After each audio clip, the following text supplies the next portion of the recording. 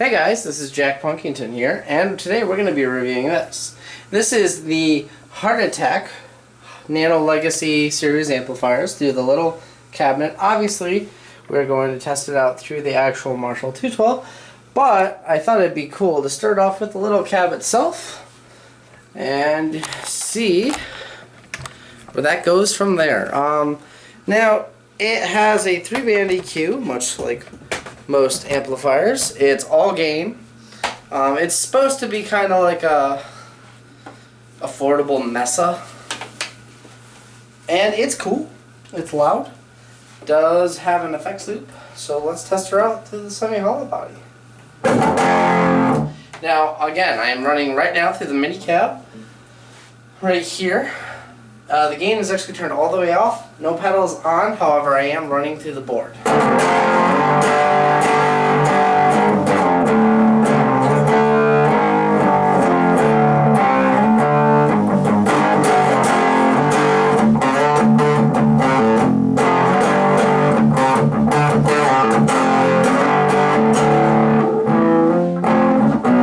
So we'll mess around with the controls here.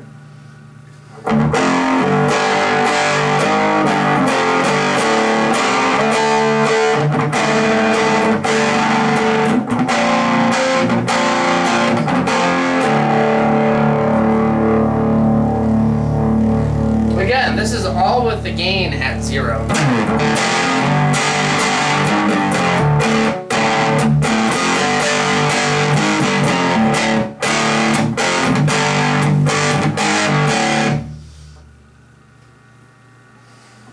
Turn the gain up a little bit.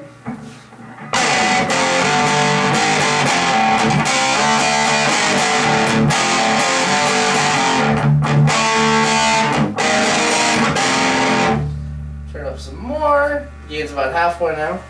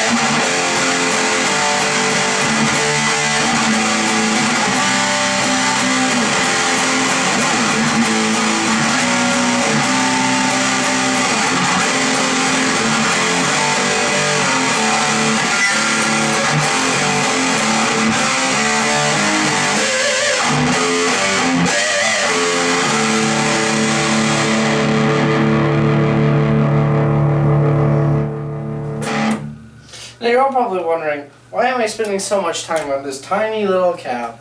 Because honestly, it's not a good cab. It's not supposed to be a good cab. It's not meant for gigging. It's meant for bedroom use.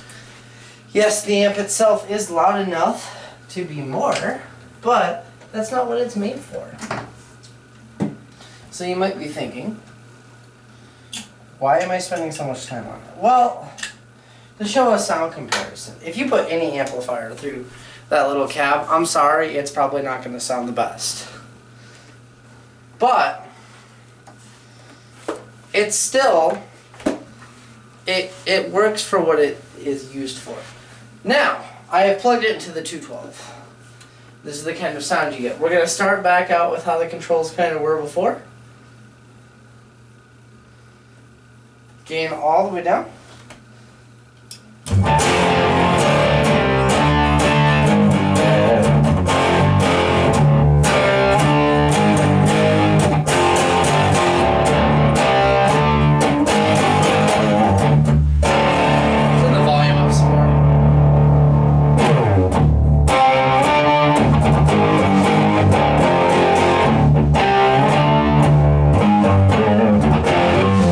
It's still got a good crunch to it.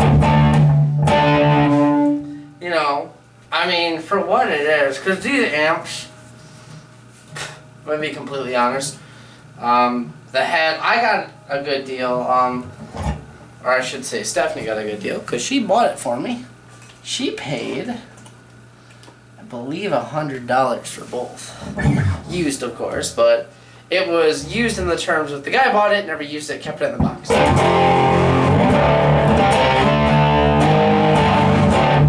Now let's mess with the control. Let's turn those mids down to about halfway.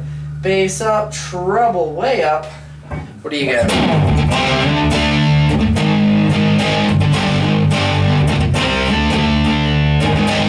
More of a usable tone. Again, I have not used any pedals yet. The gain is still on 0. Let's put a delay on this.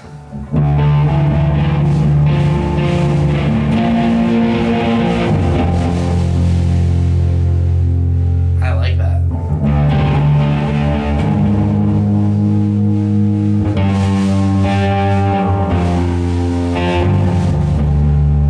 So what is this amp mainly going to be used for? It's a practice amp, but it still can give you good tone for what it is. Let's add, again, no gain. The gain is on 0. I'm going to add an overdrive.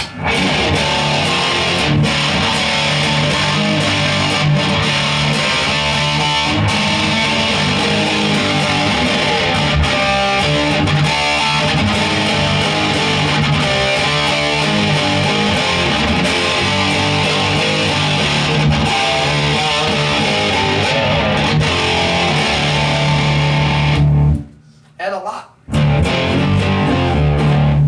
Let's actually give it some gain now.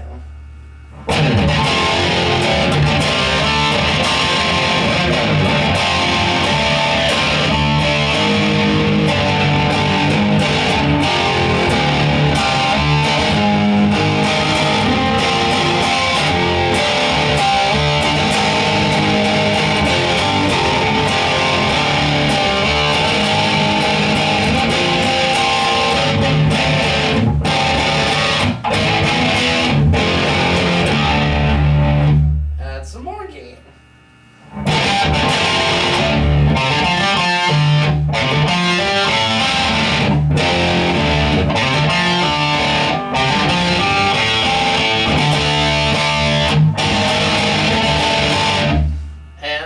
gain.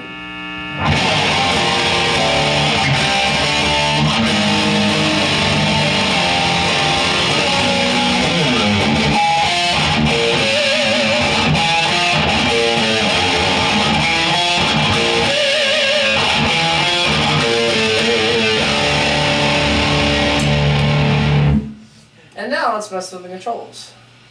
Let's do the famous scooped sound because, I mean, everybody does it at least once.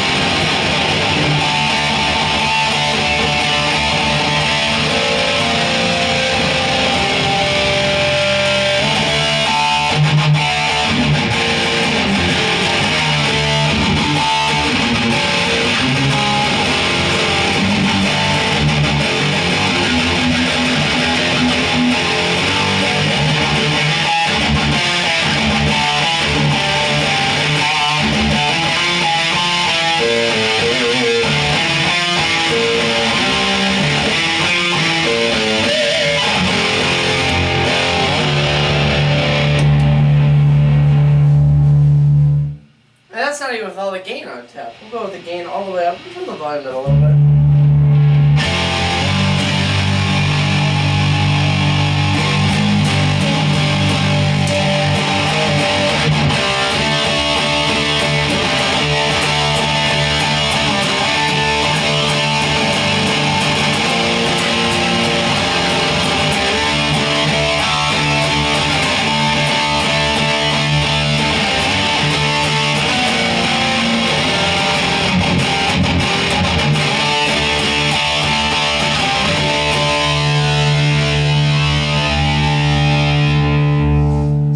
About this amp is how different you can make it, how usable it is.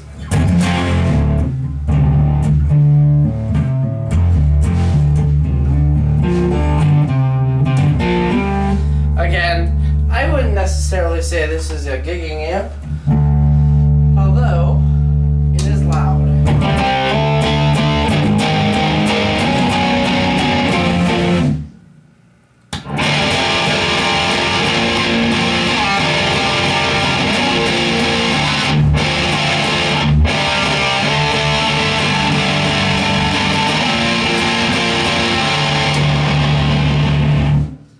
I think I just found my favorite tone, which is the gain all the way up with an overdrive, or all the way down, excuse me, with an overdrive through my hollow body, which is coming my new favorite guitar.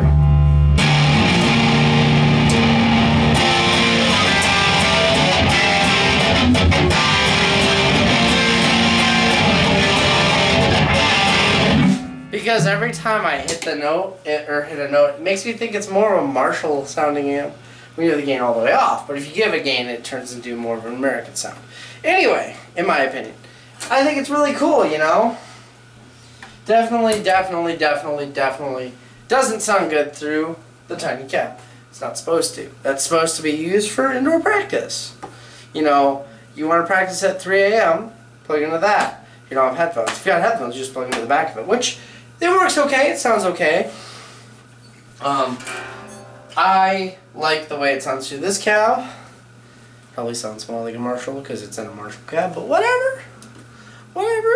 So, I've been meaning to do this video for a while. I'm glad I've got a guitar that I have just been enjoying the heck out of, that I've been able to put through this. Again, check these guitars out. These are great. And check these amps out. It's like $100, not even. If you get just the head used, it's like $80. Cheaper than a micro tear. However, I will say a micro tear is giggable. However, I would say this is not. And I think that's due to the fact that this is purely solid state. A micro tear does have a 12AX7 preamp tube, but it has a little bit more in the power stage as well. I think that's actually full 20 watts. This is like 5, which still is loud. But